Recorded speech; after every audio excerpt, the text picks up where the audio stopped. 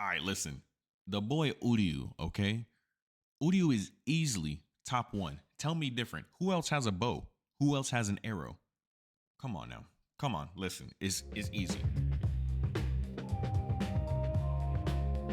All right, off the jump, all my Uryu fans, I'm sorry. I don't know why I decided to pick on him. It just happened to be that way. Now, before we hop into the tier list, right? Full disclaimer before we get started. The most important thing about this tier list video is for open discussion. So when it comes to the way that I ordered the characters and put them in the tiers that I did, this is all for open discussion. I'm personally looking forward to hearing about all that you guys have to say in relation to things that you guys may agree with or even disagree with. Leaving all your feedback in the comment section below. That way I can be down there replying to each and every one of you. And with that being said, let's go ahead and hop right into it.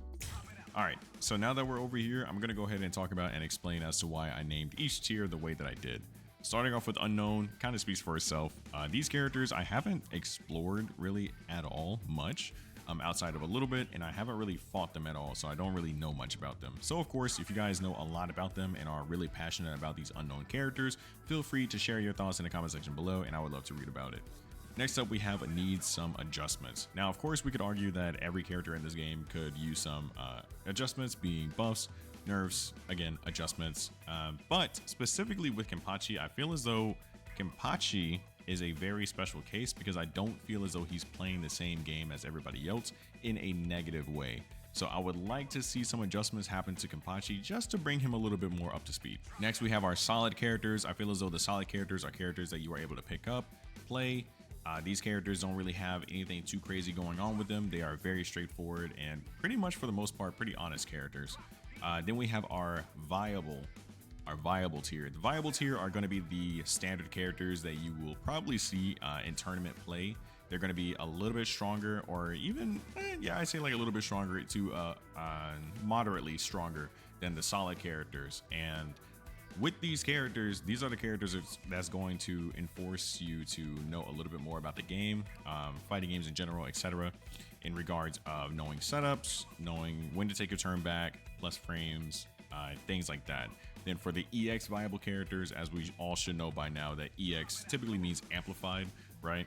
So for the EX viable characters, they're just like the viable characters, but they're going to give you a little bit harder time, or a lot more of a harder time, because everything that you learn from the viable characters, you're going to have to amplify that. You're going to have to know how to deal with zoning characters. You're going to have to know how to deal with resets. You're going to have to know how to tech grabs in technical situations. You're going to have to know when to take your turn back, when not to take a turn back, the mix-ups, plus frames, and all that, right? EX viable characters are really going to require you to be on your proper P's and Q's. Then lastly, we have the Gimmicky Tier. Now with this tier, I feel as though for the gimmicky characters, they share everything within the EX viable character sheet, or pretty much everything within every tier, right? They're just really, really good characters. However, they don't really require much play because their gimmick is just that strong. So because their gimmick is that strong, just like the EX viable characters are going to require you to be on your P's and Q's, knowing how to stopping specific attacks, how to sidestep specific attacks, how to fight against specific playstyles, etc., etc. These gimmicky characters are going to put all of your knowledge to the test, because if you do not know the proper things, then these characters will beat you with their gimmick alone. When it comes to the player behind using these characters, you don't really have to do much just because their gimmick carries them that much, right? So I believe that these gimmicky characters are extremely strong for the tools that they have, and yeah, it's just a very big gimmick. Okay, so now to get into the nitty gritty of talking about each character and the way that I ordered them in each tier. So first, starting off, we have our solid characters. First off, we're going to be starting off with Uryu. Now hang with me because I don't know like all the characters' names. I'm still getting familiar with all the characters' names and getting used to them. So first we have Uryu. For Uryu, he's going to be our first zoner, and I feel as though he is pretty much a very honest character. So far, I haven't seen any crazy Uryus or like very passionate Uryus. I've fought one good Uryu, and I don't really see him used much at all. So if he does have some crazy hidden tech, it hasn't been discovered yet, or it has not been showcased yet. So in my opinion, so far, Uryu is a very honest and straightforward zoning character. Next, we have the boy Chad, the Giga Chad himself, the man that will punch you for 30%. But even with that 30%, he has to charge it. And when it comes to charging that punch, is that he's not able to do anything out of it except for stepping. So when it comes to Chad, Chad is another straightforward character, as all the characters are pretty much in this solid tier. Unfortunately, Chad has very, very short reach.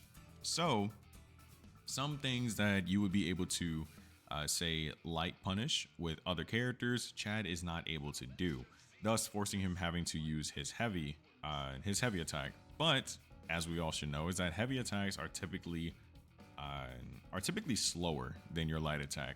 So when you're forced into these situations to where you have to use your heavy attack, 9 times out of 10, the oppressor is still going to retake their turn just because their light attack is still faster than yours, although they are negative. So Chad can put in work. I love his movement. His shoulder being his dash attack is really good, but even that has a requirement. So even with his shoulder attack is that you have to be at tip range in order for it to be plus. Now, if you don't hit it at tip range, then you are going to be neutral and you're not going to be able to press after that. You may be able to ho-ho. You would have to fact check me on that. I can't think of it right now, but the primary thing that you want to go for with Chad is doing a tip distance shoulder. That way you are plus. If they try to press, you're going to end up hitting them. If they try to press, you can ho-ho, you can etc, etc, etc, you can grab, etc. So that pretty much wraps up Chad, and he doesn't have really too much to him. He doesn't have really long combos, etc. Next up, we have Shunsui. Shunsui, I love his style, right? Or rather, his kit. Just because with Shunsui, he has what I believe is called Children's Game, and I think that spices up the game a lot. I think it's really cool. In between his blue, creating that pink arena. If you are outside of the pink arena, then you end up taking a lot of damage, or you end up taking a lot of damage over time, but you take damage very slowly. Then when it comes to his yellow, whoever attacks first when the game tells you to, it ends up giving them 50 EX meter. And then for his red is a game of tag, to where both players won't take any damage for X amount of time until that timer either runs out or the tag icon ends up consuming enough damage to where then it just blows up at the end. So that can lead to some really crazy damage both for him and his opponent. So that's a really fun little mini game to be playing with Shunsui. Shunsui again doesn't really have anything to make him all that crazy. He does have his signature, to where his signature does make him plus. I don't believe he is plus if you just tap it, but you are able to hold it. And he is plus whenever he is spinning at you, able to continue on his turn. He also has armor when he's spinning with that, but it does have a very long windup. So it's not something that he's able to just completely spam out, right? His EX moves comes down to his projectile being able to, shoot out a small tornado, giving him plus frames and pressure and things like that. But overall, when fighting Shunsui, he doesn't have anything wild going on. So that's why I feel as though he fits pretty well in this solid tier. Next, we're going to have Stark. Stark is going to be our next zoner, our next ranged character, to which case I feel as though he does do a lot better job than Uryu. But he has some very interesting mechanics that doesn't necessarily benefit him unless you are advantageous when using it. So I don't have a full understanding on him, but I believe whenever he goes into evolution, when he ends up getting KO'd, then you end up taking less stocks on your opponent. So I found that mechanic to be very, very interesting, on top of the fact that he is a zoner. However, where they differ is that when Uryu ends up going into his evolution, even his reawakening, Uryu ends up keeping all of his ranged tools. Meanwhile, with Stark ends up losing his ranged tools and he ends up becoming a melee fighter. Now, of course, he can throw out the wolves, to which case I believe when you land a wolf hit, then you end up doing more stocks to them, but you also lose a stock on yourself. So his mechanic and his kit is very interesting. So the fact that he is a very good zoner, but later on in the game he can end up hurting himself systematically, I guess you would say, or mechanically, then yeah, it's a interesting trade-off. And I do like that that mechanic about him, because I think that makes him a very interesting character, and I don't know too many games that necessarily does that. So I'm really intrigued on playing Stark myself and exploring him more. Bouncing off of that, talking about exploring characters, Tosin. When I tell you that Tosin has some swifty movement, oh my gosh. The little bit of Tosin that I have played, he feels so good to move around with. He is such a fresh character. But as we're talking about the solids here, is that there's not really a lot going on with him. Now, the most interesting things that I feel as though Tosin does have would have to come down to one, his counter being his signature. That's specifically because it looks like he's blocking, but it's actually a counter stance. Next is his tilt, because he has a step back tilt, which is really freaking good. So if you think that you can get mixy and move around with Tosin, I think that Tosin could be devastating within this tiers of characters. So I really do want to explore him as well. Now, when it comes to his awakening, he covers the stage in darkness, but I don't believe that this really does too much for him, just because he's not a ranged character. And the best that I believe that you can get out of this is perhaps stalling, because your opponent may be afraid to move around in the dark and then not know what they may get hit by. But the trade-off is that anytime your opponent ends up hitting you or as time goes on, more light ends up shedding on your opponent. So you actually do have to KO them in order for the light to dim once again. This helps them out if you're trying to go for a 3-stock. That way it keeps them within the darkness. But 9 times out of 10, the light is going to end up expanding anyway, and both of you are going to end up fighting in the light. So I have not seen his awakening do too much for him yet, but I still think that universally in this game, it is such a really cool mechanic. Lastly, we have Renji in this tier. Renji is going to be our first Bankai user that ends up turning into a giant or having a giant weapon of sorts. The usual game plan for this character or for the giant users is going to be 2 KO into the 5 KO. But the thing about Renji is that a lot of Renji stuff is fake, right? Renji can apply a lot of pressure. However, not even both, but talking about his signature first, is that for his signature, if you do have Ho-Ho available, then you are able to Ho-Ho that move, just because there are gaps in between the first, second, and third hits. So I would say actually in between the first and second, and then the second and third hit, you are able to Ho-Ho it. Next up, the thing that they like to do the most is using his forward triangle, or his forward heavy rather, because that is plus on block. You can also do this off of your signature, and you can also do it off of your light attack, or even your heavy attack. But the thing about this is that you can sidestep it, and you can Ho-Ho it, and you can reversal it. So although Renji does have a lot of spacing, not even mechanics, but spacing tools and a lot of range to work with, a lot of his stuff is counterable. So he would benefit the most from players who ends up using their reverse gauge and doesn't save it to try to counter him. He can also try to force this out, is that if you can afford getting hit, you can try to force them to use their reverse gauge. That way they don't have it anymore, and then you can end up bullying them later on. Now, I do know that he can buff himself in order to do more damage and more chip damage and stuff like that, but that doesn't negate the fact that he is still very easily counterable. And anytime he's applying a lot of pressure is because people simply do not know, oh, I can sidestep this. Oh, I can actually press. That's another thing too, is that whenever he's doing his light string or his heavy string into his tilt, is that you are actually able to jab him out of it or use a light attack out of it. I'm sure it may be character dependent, depending on how fast your light may come out, but possibly that may be universal as well. You guys will have to, test that out. Overall, Renji is a very solid character. If you do like the character, like from the show or even within the game, when you do go into your giant form, you are able to still get a lot of, I would say like payout, right? It's still able to get a lot of reward. The thing that benefits Renji as well is for being a giant user is that a lot of people don't know how to fight giants just yet. Myself, I'll still run up on top of the giant and still fight them straight up and then just save my revolution, or not my revolution, my reverse. That way I'm able to Ho-Ho specific moves.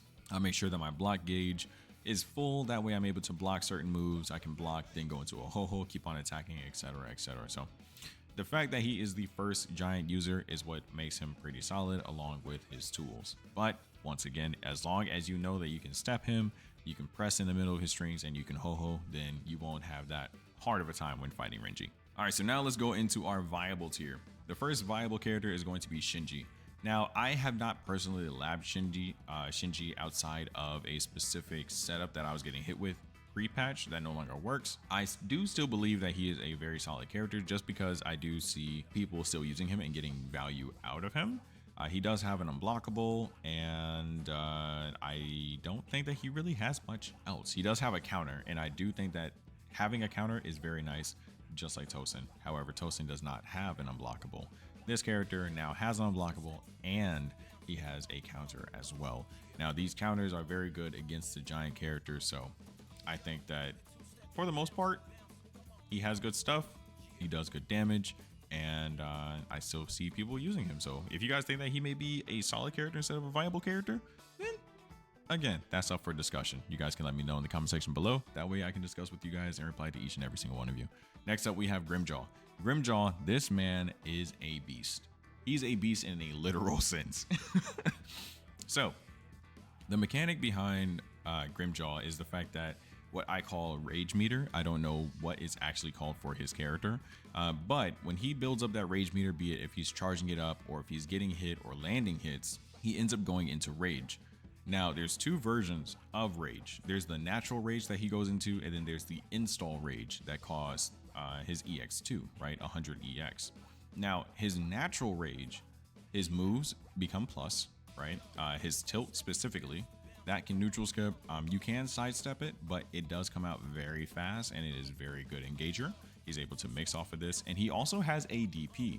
For those of you that don't know what a DP is a Dragon Punch traditionally from Street Fighter, and typically from the earlier games is that you'll have invulnerability whenever you do a DP, that being a reversal. In Grimmjaw's case, he has hyper armor or super armor, right? On his DP. Therefore, anytime characters that has gaps in their strings, you're able to do a DP.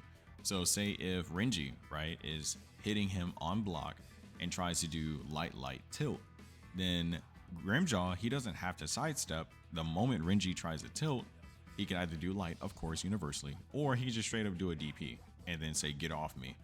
Even for Soy Fan, a lot of people don't know how to fight Soy Fan. A lot of people end up getting pressured, but in between her kunai pressure, Grimmjow can say, screw your kunai, get off of me, and I'm going to just DP, and I'm going to kick you in the face, reset neutral, and now it's my turn. I'm going to pounce on you with my tilt, and now again it's my turn. Now you have to deal with my pressure, right? So I think that Grimmjow having a DP is really good.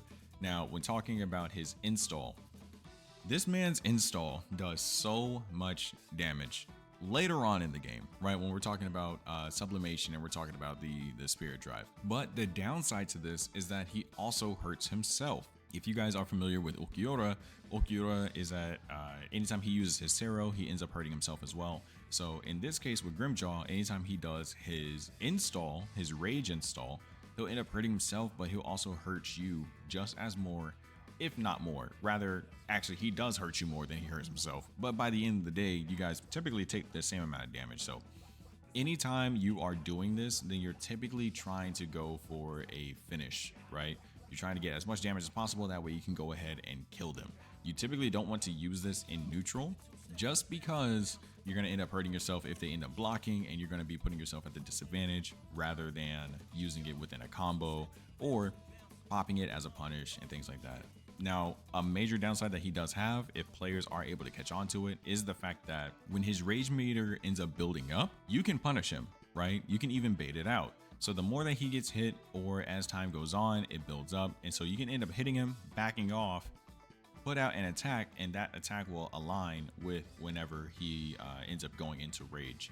Now, if you don't notice this, it may not be in the game anymore. You guys can fact check me on this, but at least pre-patch, whenever he would end up naturally going into rage, it's a free get off me tool. And so it knocks the opponent back, and you are able to get a tilt follow-up. If that is still in the game, that is really good. Again, because it's a free get off me tool, but it's it's a double-edged sword, right? If the opponent is able to properly bait it out, or if they don't, then they end up getting hit, and then Grimjaw ends up getting a free combo. All right, so next up we got Ichigo, base Ichigo Kurosaki. Base Ichigo Kurosaki doesn't have anything crazy going on for him, but his normals are really good. The interesting thing about this character as well is that no matter what, if it's a combo cancel, if it's natural, or if he is breaking out of a combo, he will always get his white reverse. He will always go into white reverse. The reason why this is really good is because typically players will always opt to try to go for white reverse to get health back, to slowly gain EX meter, and to most importantly gain a lot of soul gauge, right? To try to get a soul gauge advantage. Now with him, he doesn't have to worry about, oh snap, I'm getting hit. Now I have to waste my reverse meter on a blue reverse. He's still going to benefit from white reverse. The really interesting thing with this character though is that when he goes into his evolution, he ends up going into Bankai Ichigo. This isn't to get confused with the Bankai Ichigo base form in the EX Viable, is that this isn't a different iteration of Bankai Ichigo, who in my opinion is still very good, right? He's able to do a lot of block pressure and step back. And the other thing too is that his Ho-Oh, I believe is the Ichigo's Ho-Oh in general, all three Ichigos, is that whenever they Ho-Oh, they leave space in between you and the opponent. Meaning that when the opponent naturally tries to punish you for doing raw Ho-Oh, typically they can't because he's outside of the range. So then when you stick out a button, then he's able to punish the button that you stuck out.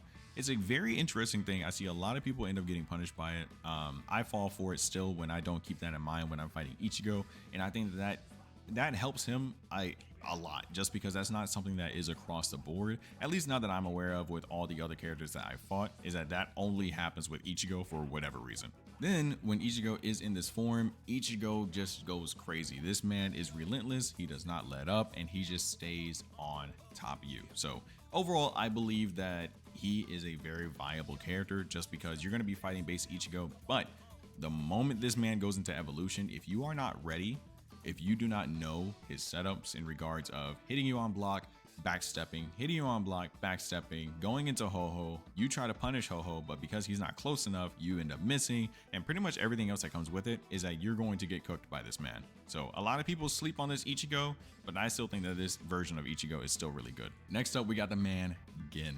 This man is so smooth, right? I know that there's Gin players, but I still feel like Gin still has room for improvement in regards of just breaking through that surface of really expressing Gin as a character. The thing that I like about Gin is the fact that not only does he have really good range, but his tilt has a built-in step, and he's able to cancel out of his signature, to which case his signature is a sword extend, right? It doesn't do a lot of damage, but it is able to put in pretty good pressure. So take characters like Nell, like Chad, who wants to try to charge up their moves, is that he's going to be able to apply some pressure, right? Take Ulquiorra, for example, trying to use Zero. He's going to be able to compete with that for a little bit. Even take Byakuya, he may be able to compete with Byakuya a little bit, etc. So even though it doesn't do that much damage, it's a nice poking tool and he can cancel out of it. And the thing that I like the most, typically in any game, is movement. Gin's movement is really cool. Not only does he have really slick movement in general, just, dashing around, sidestepping, backstepping, etc., but as I said, he's able to cancel his signature. So typically a lot of people will try to sidestep his signature, but this will allow him to cancel it, step in, cancel it, step in, and a whole bunch of other stuff. He's also able to safely poke you and chip away at your guard, right? If you're just trying to guard him a whole bunch, he's able to do heavy light and able to chip away at your guard, eventually breaking it. But that's not something that a lot of Gin players typically do, nor have I really seen at all, but it's definitely something that I believe is there for him. So I believe that Gin has a lot of potential to be tapped into, and it's just a matter of time before some really nasty players, or even ourselves, discover what lies behind that smile. You feel me? Because I really believe that Gin can get way nastier than how he's being played right now.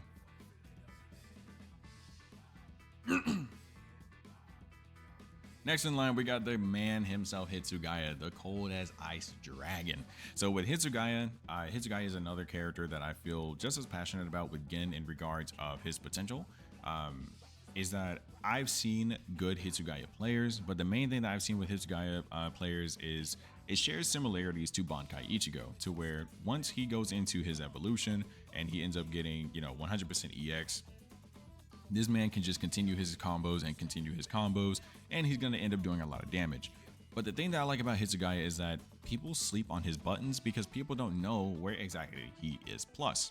Now, another cool thing is that he has not only an ice ball, I was going to say fireball, but he's ice, so we'll say ice ball. He does have an ice ball to try to zone you out. Additionally, he does have, it's like ice spikes to where he can summon it below your feet. So I do like the fact that he has tools to try to not only play the close neutral, but then he can also play the mid neutral, right? Now, of course, you can do a perfect ho-ho against his projectiles and that will punish him, so he has to be careful with that. But if they do not have it, then I do like that, again, at least he has these tools that allows him to play at different ranges. He's also fairly fast, surprisingly enough. He's a small ass character, but he is still surprisingly fast. Anytime I fight him, I'm always thrown off on how fast he is. So I think he's a really sleek character. I think that he does a lot of good damage. And I believe that even within the really good players that do play Hitsugaya, is that there's even more that can be tapped into, right?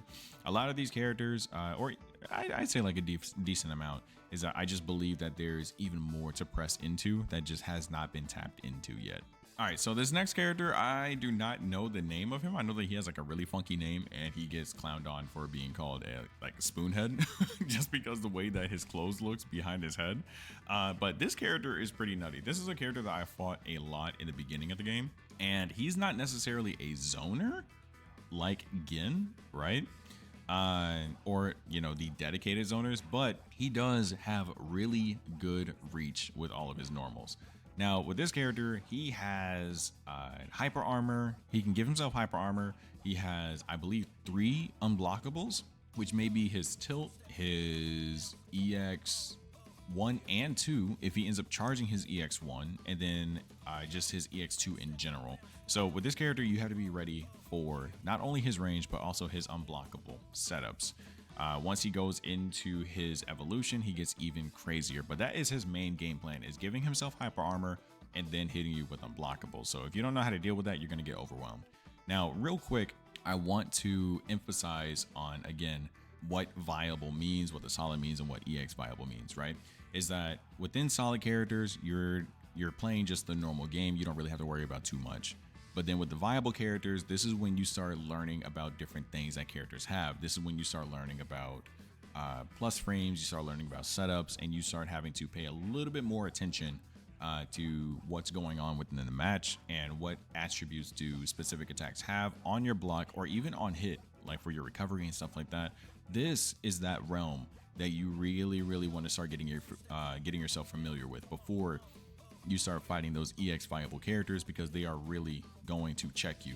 Like, do you know your plus frames? Do you know your setups? Do you know when you take your turn back? So just keeping that in mind, that these characters are the ones that I feel as though really push that player to set that standard of knowing those terminologies and knowing how to deal with those things, right? So with that out of the way, now we're going to move on to Kamomura. This is going to be our second giant character alongside Renji, but I feel as though he does a little bit better with combat rather than Renji, right? One, he does share a shoulder attack being a dash attack with Chad, but as we previously talked about, is that Chad, he has conditions with his dash in, right? Or his dash attack. With Chad's dash attack, in order to gain value out of it, is that you typically have to be at max range. Once you're at max range, if you're on counter hit, then you're able to combo off of it. But typically when you're on block, if you're at max range, then you are plus and you're able to follow up.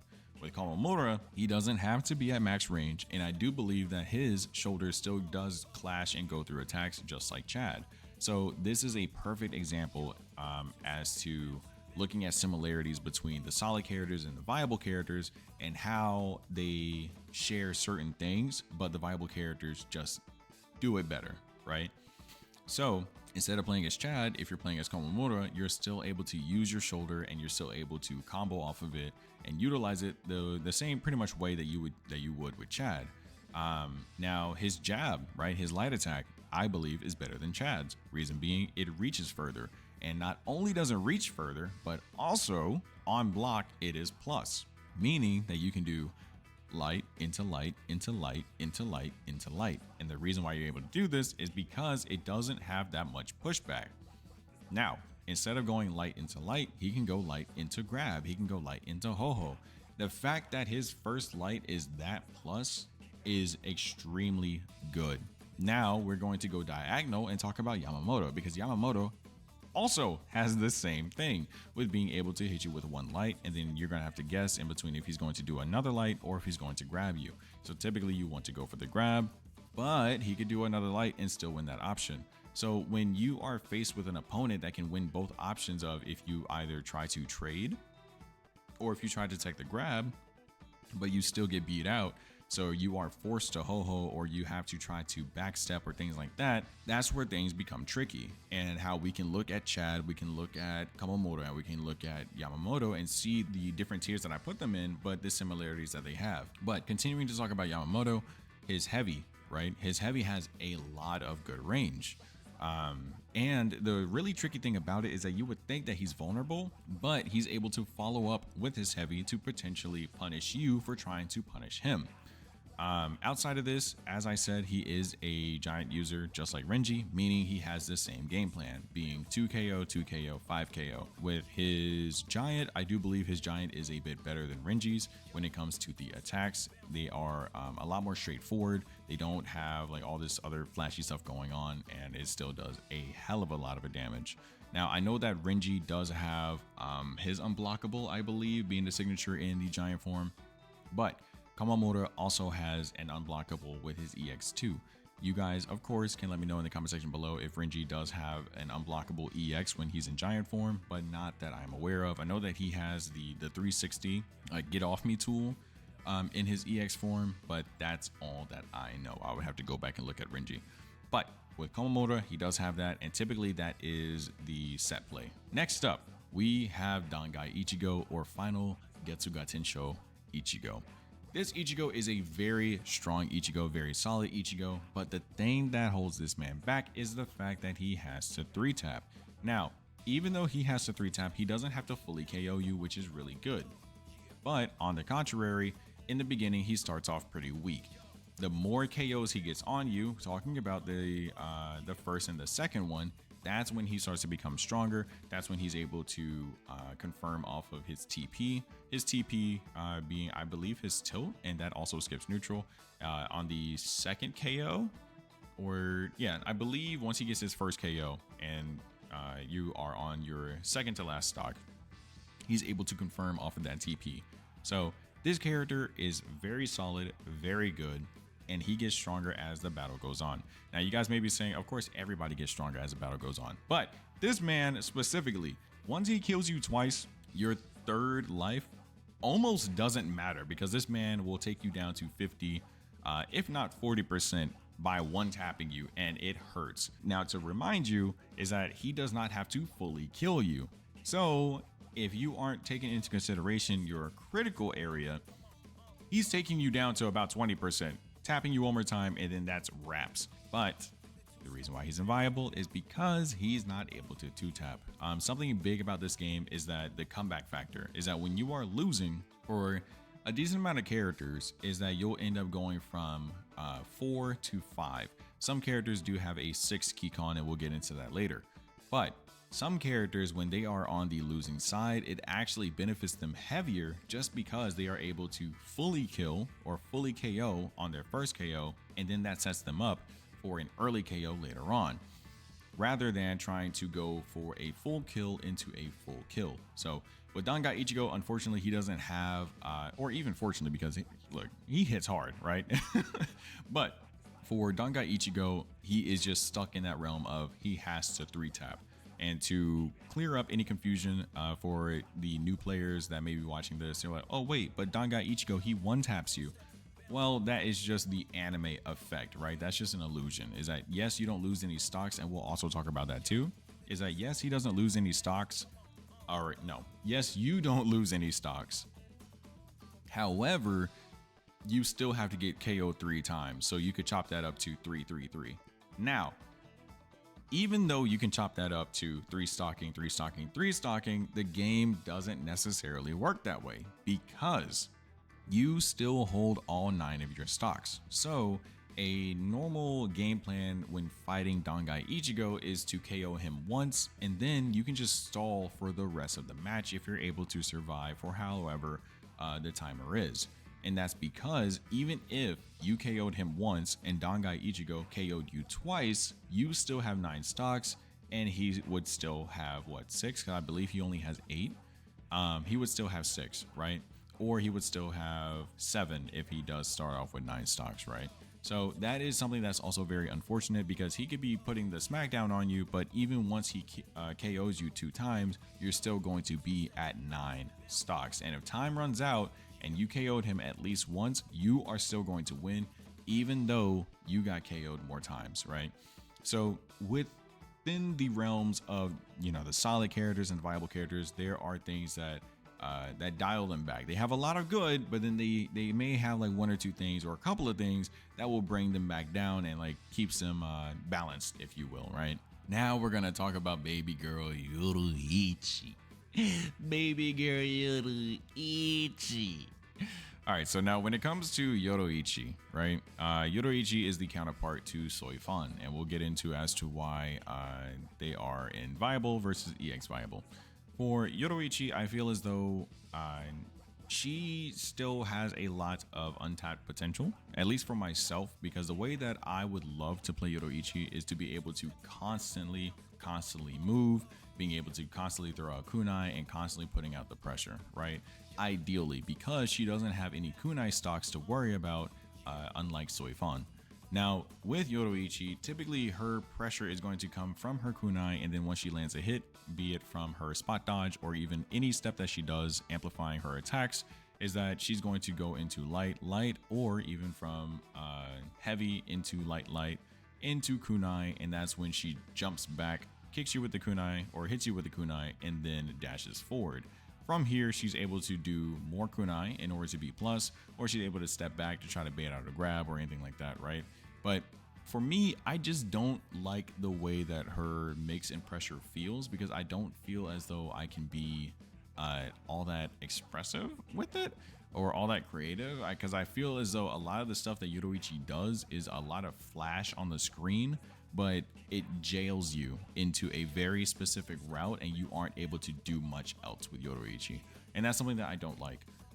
Something else that I don't like about Yoruichi is the fact that her spot dodge does not have that long of a spot dodge. If she were given a little bit more iframes on her spot dodge, I believe that would amplify her heavily.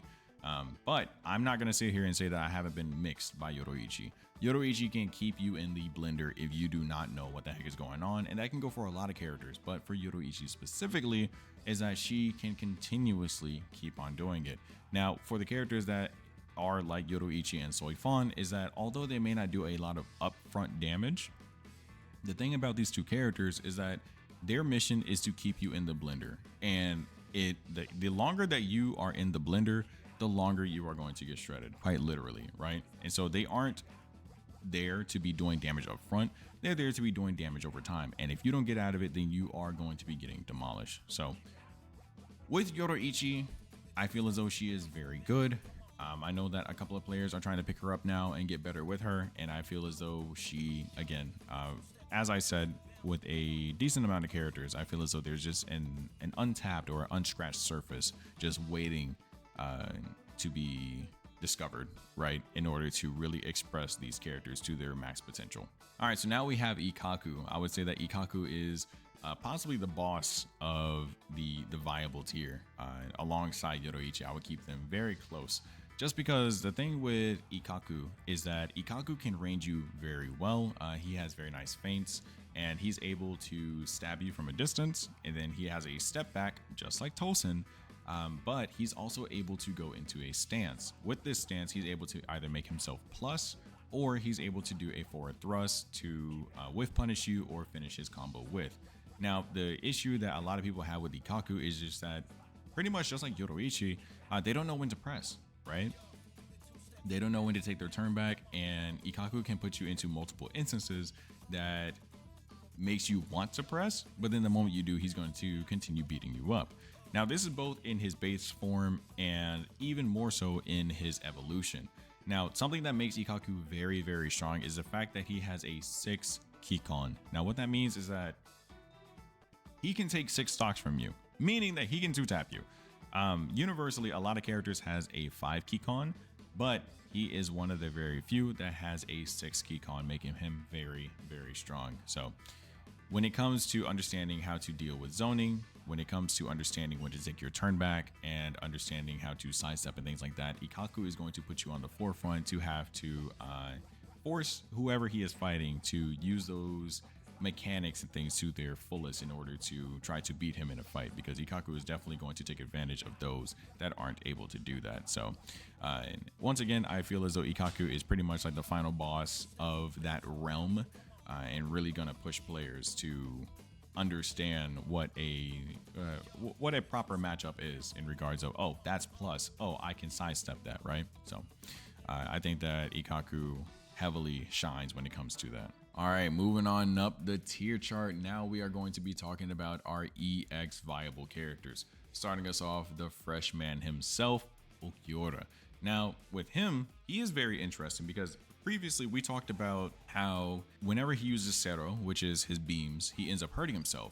Now, we can talk about Grimjaw being able to hurt himself as well, right? But in my opinion, Ulquiorra ends up getting a lot more value out of hurting himself rather than Grimjaw, because Grimjaw is a straight up melee fighter, right? Once he goes into his second install, he'll end up hurting himself, but he'll end up doing a lot of damage to you, but he has to get in. Ulquiorra is the complete opposite, right? He can hurt himself, but not only can he hurt himself, he can also regenerate. Not only can he regenerate with the reverse, the reverse meter, just like everyone else on the cast, but his EX2 allows him to actually heal. Now, what this does is that it makes people force themselves to have to chase him down, or else he's just going to regenerate health, right? So you're able to just stand there and block and just tech any grabs that you are able to react to, or you can just sit back and try to Zero them. And if they try to use Ho-Ho, you are able to punish that.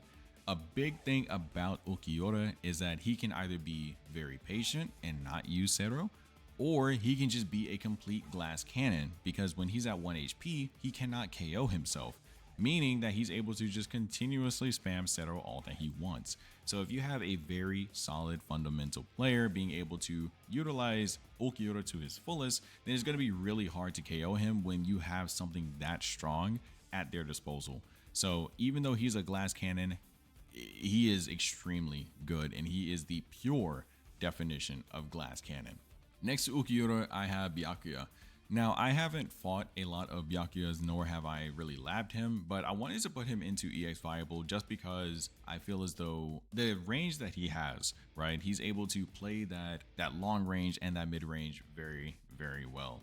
Now, I would put him into Viable just based off of the Byakuyas that I've fought so far, but there are things that I've heard about him and things that I've seen that I have not fought up against, to where I feel as though I would keep him within the realm of EX Viable. But if he isn't EX Viable, then I would definitely put him within the Viable tier. I don't really have too much to say about him. It's just that his range is really good and it's very wide, right? Very, very wide. I don't believe that you're able to sidestep his moves. And when it comes to dodging his moves, stepping forward ends up clipping you. But if you end up gliding forward, right, like just holding down your dash button or your step button, is that then that's when you're able to, properly dodge his signature and things like that. But that comes down to the discretion of how the Byakuya wants to mix you. And if he does ends up mixing you, then he's going to continue knocking you away, and trying to just work your way in with how wide his attacks are can be a huge challenge. And now for the time that we've all been waiting for, my baby girl, Halibel. Talking about Halibel, oh my goodness. Now, in my opinion, Halibel is a very ABC character. She doesn't have a lot of flash that goes on screen, and more so she just has data that backs her up, right? But because she doesn't have a lot of stuff going on screen, it is a lot easier to keep track of what exactly she's doing. Her plus situations comes from two instances, right? It comes from one, her signature into heavy, to which case is a piercing attack, but it hits you multiple times. And if you end up blocking it, then it is plus, and she's able to follow up. Then she has what I call an orange install or a weapon install, right? So where the more that she attacks, be it on guard or on block or direct hits, she ends up building meter for her weapon. Once that meter is orange, then she becomes plus on her first light attack, meaning that she could do light into another light, right? Now, everything else is pretty much neutral, and it just comes down to player versus player on if the Halibel is going to backstep and you end up stepping forward and punishing her, or if the Halibel is just going to try to press again and try to take her turn back where it's not her turn and you end up beating her out, right? The thing about Halibel that makes her shine is that she has extreme guard pressure. She has arguably some of the best guard pressure in the game outside of, my opinion, the ranged characters, because, well, they're ranged characters, and if you don't have the resources to be able to ho-ho, or you don't have good side steps, then they can just keep on melting you down on your guard from afar, right? Now, with Halibel, going back into it, she has very, very, very good guard pressure. And with this guard pressure, when you are guard broken, well, you can guess, you aren't able to guard anymore. So that means that she's pretty much able to infinitely combo you unless you are able to use ho-ho to get out of it. If you do not have this, universally, if anybody guard breaks you, typically they're going to be tearing into you. But what's really good with Halibel is that she's able to loop into herself to be able to continue staying on top of you until eventually she gets that full KO. So Halibel, typically her whole game plan is to try to fight you on block. Yes, she can hit you, but she wants you to block because she wants to tear that up. That is her whole main focus.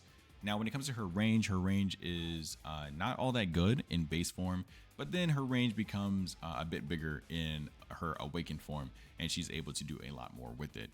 Something else is that she does have a DP, being her EX2. That is something really good. Unlike Chad does have a pseudo DP, but you are able to grab him out of it, unfortunately. So the difference between Chad and Halibel is that, yes, they both have a reversal, to which case beats out other attacks.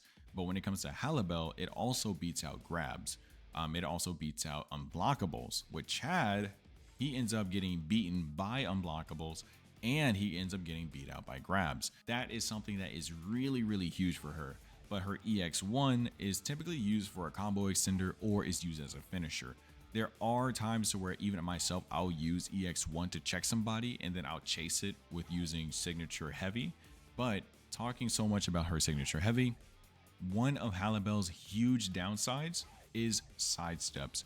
So if you sidestep a lot, Halibel will have a lot harder time with being able to apply pressure on you, at least within the neutral, if there are Halibel players that loves using her signature heavy. Following that, we got a fan favorite being Soifan. Now with Soifan, the thing about Soifan, I can't really think about too many, I guess, weaknesses that she has. When it comes to losing with Soifan, is that more so comes down on the player, in my opinion, rather than something being wrong with Soifan. The only real downside that Soifan has is the fact that she doesn't do all that much damage. But just like Yoruichi, Soifan benefits from tearing you up over time. And on block, she is a monster. She's able to keep you on block. And similar to Halibel, she is also able to tear up your guard. Now, she's going to have to use a lot of resources to do that, but that doesn't negate the fact that she can keep you on block and keep you guessing a lot. Unlike Yoruichi, Soifan, she has multiple instances to where she's able to follow up a kunai. She's able to do, I believe, 2 lights into kunai. She's able to do heavy into kunai. She's able to do heavy light into kunai, right? She's able to do her tilt into kunai. And the thing about Soifan is that you have to be ready to tech the grab. And something that is crazy about Soifan is that so far from what I've experienced, Soifan has the fastest recovery on her moves than any other character in the game, because she has the fastest light into jab mix out of anybody else, Typically, you are able to really see when a jab is, when a grab is going to come after somebody does a light or a light. But with Soi Fan, she is so much quicker. So anytime she's doing light into grab, that comes out very quick. If she does light into kunai, she's able to grab right after kunai, and it leaves a big enough, like, or even like a small enough gap to where it is not one of those instances to take Halibel, for example. If she ends up doing signature into heavy and you grab too quickly, you'll end up hitting them on block. The grab becomes an attack and it pushes them back, because the game doesn't want you to frame trap somebody and then be able to grab them before they can recover. Soi Fan does not have that issue, because whenever she's hitting you with kunai, it allows you to instantly recover. It's setting the opponent up to be able to press in the wrong situations. So anytime she's trying to go for like kunai resets on block, those are intentional gaps from Soi Fan's kit to allow her to get counter hits. So Soi Fan not only tests your sidesteps, her tilt catches sidesteps very well. So sidestepping her is not the easiest. It is a very good gap closer. Some people may call it a neutral skip. Her kunai makes you have to have really good reflexes because of just how fast her grabs can come out. She has a 2-tap setup if you are not good at managing your resources. And so, as you guys should notice, is that as we're climbing up in these tiers from solid, viable to EX viable, is that these characters, these different tiers of characters, are requiring a lot more from the player that's fighting them to be able to understand and to keep up with. So far with Soi Fan, we have reactions, being able to react to her grab resets, knowing when her gaps are available, right, to be able to press or even not to press. She has a 2-tap setup without having to actually go for a 3-6 or a 6-3. She requires the opponent to have really good resource management, because if you don't, then she's able to hit you with that 2-tap setup. If she doesn't hit you with a 2-tap setup, she can still 2-tap you, because she, just like Ikkaku, has a 6 Kikon move. It is nasty. And the only saving grace with Soi Fan is the fact that she does not do a lot of damage up front. But that does not mean that she cannot tear you up. She is a monster. All right, and so now, next to Soi Fan, we have Bankai Ichigo. With Bankai Ichigo, I feel as though Bankai Ichigo is an EX viable character just because his zoning is really, really good. So for his zoning, he's able to charge his fireball and then do another fireball back to back, or he can just straight up keep on doing fast fireballs. I believe it's safe on block. I don't know if it's, well, I know it's safe on block, but I don't know if it's plus on block. I believe it is, or it may be character dependent to where he's just faster than some characters, allowing him to, of course, hit them before somebody else is able to hit him, right? Then if he ends up landing a hit up close with his fireball, or even a counter hit, it doesn't even have to be a counter hit, but if he is able to land a fireball up close because you're trying to close the gap, he's able to combo off of it. The reason why that is so good is because, again, it does not have to be a counter hit. So the fact that he's able to just straight up hit you with a fireball up close and continue his string is straight up nasty. Beyond being able to confirm off of fireballs, he also has crazy combo extensions, right? Now, when it comes to combo extensions, is that you can also relate this to Halibel, Hitsugaya, and Chad, but most closely to Hitsugaya. All 4 of these characters are able to use their EX meter in order to continue off their combos, right? But Hollow Ichigo, or not Hollow Ichigo, but Bankai Ichigo has the longest combo out of all 4 of them, and he gets so much value out of it. All the other characters, they get a little bit extra damage, except for Chad. You are able to confirm things with Chad, but typically just doing 1 light into heavy, and then if you want to cash out with your punch, is usually the way to go, unless you want to do that and then try to charge more of a fist. But that's neither here or there. We're talking about Bankai Ichigo. So with Bankai Ichigo, his game plan is that he wants to get evolution as fast as possible. Then he wants to go into sublimation as fast as possible, because this is something that we have not talked about this entire video, is feeding soul gauge. What I mean by feeding soul gauge is that specific attacks, take Halibel for example, is that one of her best moves is her signature into heavy. It is a thrusting attack, as I said, that hits you multiple times, but anytime opponents are hit with this, you are feeding them so much soul gauge, and that's not what you want to do. Instead, you want to opt to try to land her heavy. That way you're getting the proper damage and you're also not feeding them soul gauge all at the same time. With this Ichigo, not only does he not really feed soul gauge to his opponents no matter what he does, but instead he feeds himself. Do you know how crazy that is to be able to just feed yourself? And then when he's feeding himself, when he starts getting to that checkpoint within the spirit drive, filling up that gauge, it doesn't matter if he gets KO'd on his final life because he's going to come back with an extra life. Now take the two giant characters, right? For the two giant characters, they typically want to go for a 2, and then a 5. But then what happens when Ichigo meets this requirement? They do 2, 2, 5. Both giant characters ends up getting weakened when they come out of their giant form. They end up getting debuffed. They KO Ichigo, but now he comes back in full hollow form. And now both of these characters debuffed have to fight a hollow Ichigo while they're debuffed. And it's insane. Now, here's another thing that we haven't spoken about is specific KO strategies. Something that you can do for fighting Bankai Ichigo is to kill him early all 3 times. That way, you're not feeding his soul gauge whenever he gets KO'd. Because as everybody should know is that when you get KO'd, you get a chunk of your soul gauge filled up. But if you kill him early or KO him early, then that chunk of soul gauge is going to go towards his evolution. And he still has 2 more bars to try to fill up before he can get that revive. So if you go ahead and get that out of the way, instead of giving him 3 boosts, now you're only giving him 2 boosts, and he's going to have to fight to try to get as much meter back as possible. That's going to require the Bankai Ichigo to have a bit more resource management with being able to use his white reverse along with those really long combos, right? But even with those really long combos, he's not going to be able to do those really long combos for as long as he can if he's going to spend it on white meter. So everything ends up shifting if you end up shifting the way that you KO these players. So not players, but characters. So those are 2 really big factors that we haven't even spoken about that completely changes the ways that matchups are played and characters are played based off of how much soul gauge you may be feeding somebody, right? So overall, the fact that he has really good damage, really good zoning tools, he's able to confirm off a lot of stuff.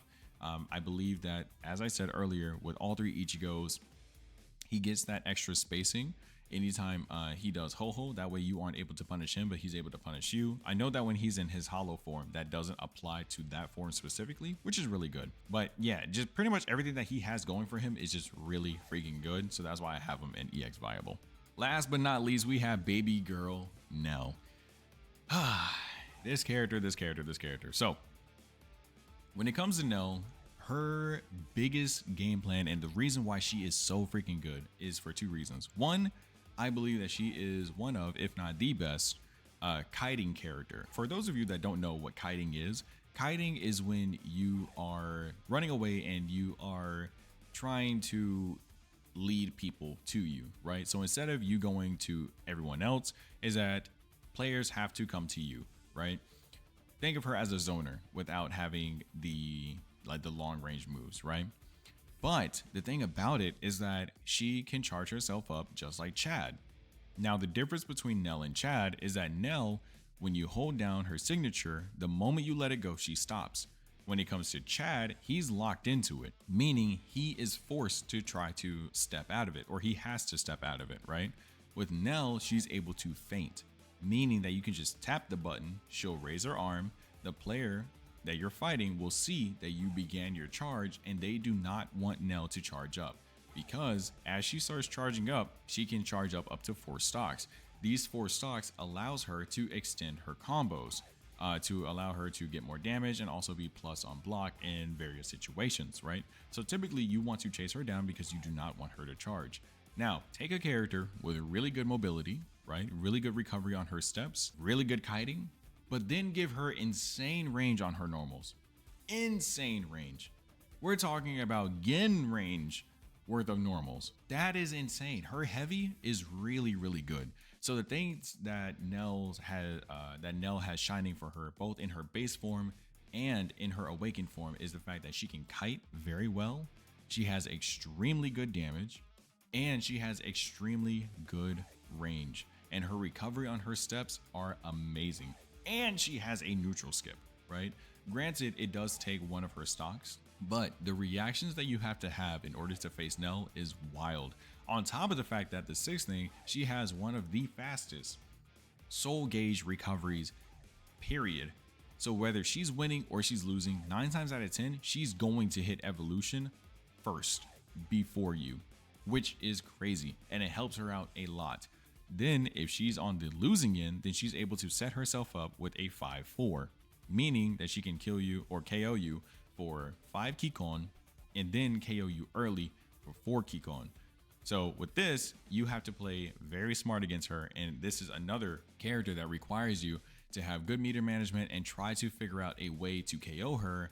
That way you're not put at that disadvantage of getting 5 forward. So that is just pretty much like the base premise of Nell as to why she's really good. And then of course with all of these characters, right, you just take somebody that is already really good and you give them an even better character. It just makes the character shine that much more. I believe that Nell is possibly the top of the EX viables, but that's not to say that she is at the top by a long shot by any means. And this also isn't to say that just because these characters are in this EX viable tier doesn't mean that they can't be beaten by other characters. So take Nell versus Stark, for example. Stark is a very good zoner, and I believe that he plays very well into Nell. Nell can mess up Stark, but also Stark can mess her up as well, as long as he's able to play that proper zoning game, right? So all of these matches, all these characters, I believe are extremely good in various situations. And the way that I made this chart, again, I just want to emphasize that I made it on what I feel as though these characters require from the player that is fighting them, right? The more that you have to know when going into these matchups. Now, lastly, we're going to be talking about the gimmicky characters, to which case I believe I've already touched up on this in the beginning in regards of explaining what each tier meant. But real quick, we'll talk about Yamamoto. Yamamoto, very similar to Kamamura in regards of his staggers. So when he hits you with one light, he can follow up with one more light. And if you try to grab him, you'll get beaten. He can do one light and then follow up with grab. If you try to use your light, then you'll end up getting beaten. So in these instances to where he can win both option selects, and the most that will happen is either he gets ho-hoed, which is the best thing that can happen, right? In your case, or a trade is ridiculous. The next thing is that he has his tilt, right? His tilt is really good on block. Thankfully, he no longer has like the infinite block string, but I do believe it's still plus. So normally it's going to force you to try to tech the grab, to which case he can ho-ho afterwards. So this character isn't able to glide, as I say, when you hold down your step button or your dash button, but his steps are very, very good. They cover a lot of distance, and although he can end up burning himself, this man does insane damage, just like Grimjaw. So for not much effort is that he gets a lot of payout for what his gimmick is, right? He is a very strong character in my opinion. He gets a lot of reward, but on that same note is that because he is a gimmick character, there's not much, I guess, freestyle that you can do with these gimmicky characters, to where once you learn the gimmick, the match is just going to become that much easier when you're familiar with the gimmick, rather than having to get used to the player piloting that gimmick, right? So take his forward tilt, for example, or his tilt in general. So with his tilt, you are able to grab him out of it. You are able to ho-ho, of course, as you are with everything, or you're able to use a button, right? You're able to attack him out of it. But if you don't know this and you are afraid of it, then you are going to end up getting abused by this tilt and you aren't going to know what to do. But when you are used to those options, that alleviates being afraid of his tilt by anything, really. And then when it comes to blocking his strings, right? Just blocking that one light attack, is that you're just going to be opting yourself to, well, I got to tech the grab. Well, I got to tech the grab. Hopefully I can grab him before he tries to do another light again. But if I mistime it or he mistimes it, then he may win this interaction, right? So the interactions when it comes to understanding these gimmick setups, or these gimmick characters rather, is very cookie cutter. And so the more comfortable you are with the gimmicks that are at hand, just makes the matchup that much easier. So then that may bring Yamamoto down a lot for a couple of people, or for some people, or people in general, to where they may not believe that Yamamoto is that good, all because they are very familiar with fighting that gimmick and they have no problem beating that gimmick. Now, when it comes to Aizen, I believe that Aizen has a lot more going for him rather than Yamamoto, just because he requires you to understand his kit entirely, right? So to explain Aizen is that in his first form, if he ends up having his reverse still filled up, right, as everybody starts out with 100% reverse, is that if he doesn't use it and you end up KOing him, he gets a free revive. If he does end up using it for whatever reason, then you can KO him in his first form. When it comes to his EX meter, he doesn't have a traditional EX meter. His EX meter automatically fills up. When it fills up to 2 flames, he's able to do his single fireball. When it fills up to 4 flames, he's able to continuously spam the homing fireballs to where you can sidestep the first 2, but the rest of the following will hit you. This means that you are either forced to block it, or you are forced to have to ho-ho. Now, if you do not have the resources to be able to ho-ho, this means that he's able to just zone you out and chip out your guard by a whole lot.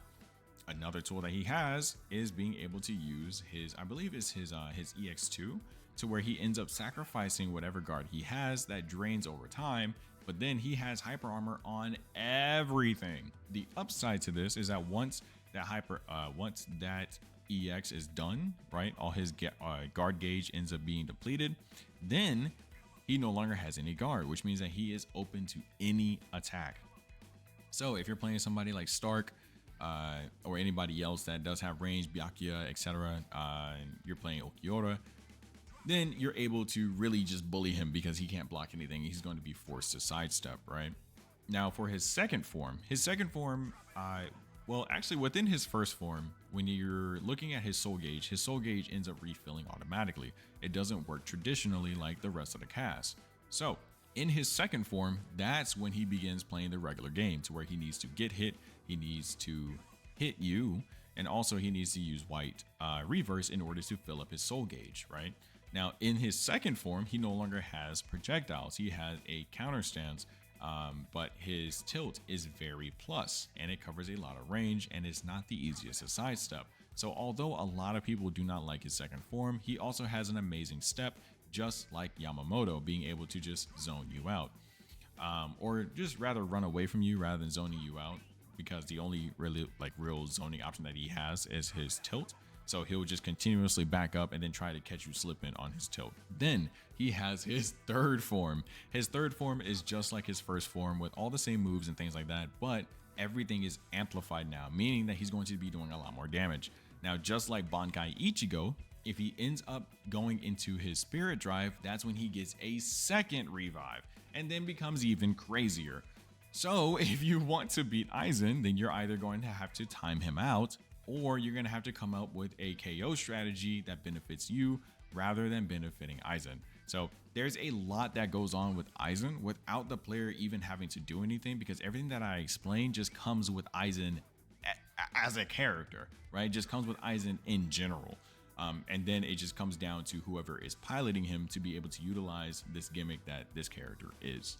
Okay, now that we've gotten through that entire list of characters, I'm mostly looking forward to what you guys have to say about it and what you guys want to discuss about regarding all of these different characters. Now, will I come back and update this? Well, that depends on, how much is requested. But now that this is done, I feel as though this video can cause a lot of discussion, a lot of fun discussion. That way we can all, again, comment in the comment section below, as I will be replying to every single one of you. Talking about the characters, if you guys know any secrets with these characters that may put them higher up, etc., then I would love to know, because learning about these characters is really fun. Nevertheless, I'm looking forward to all the discussions. Hope you guys enjoyed the video. You guys take care of yourselves, and I will vibe with y'all in the next one.